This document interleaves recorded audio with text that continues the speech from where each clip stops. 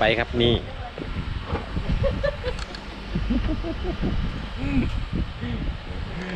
แต่ว่าไม่ได้ครับเองครับเป็นผู้สอน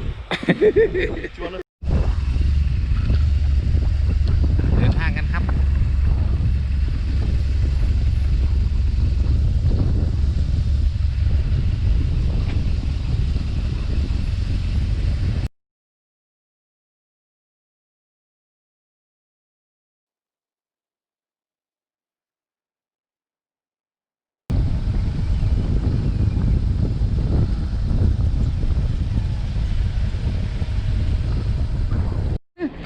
มาหอดอีก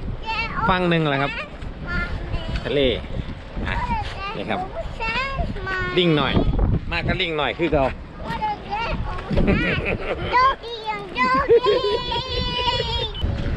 อย่าว่าแต่คนมา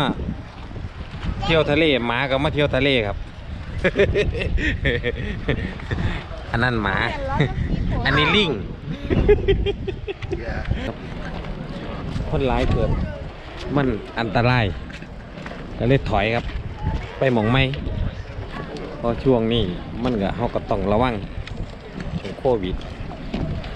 คนหลายเกินไปมันก็เสี่ยง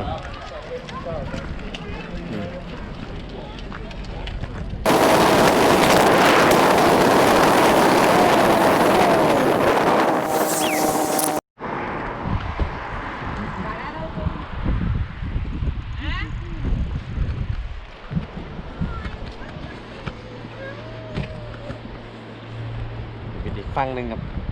สวยมีน้ำอ่ะเด่นก็อย่างลงไป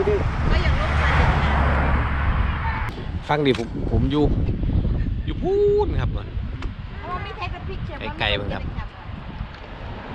นี่เป็นอีกฝั่งหนึ่งใช่หาดที่ไปบ้างนึงครับคนหลายเกินก็มันก็เสี่ยงนะก็เลยพากันถอยนี่ก็ขี่รถชมวิวทิวทัศน์ไปเรื่อยๆกันครับบัดนี้มองได้สวยงามก็จอดเบิ่ง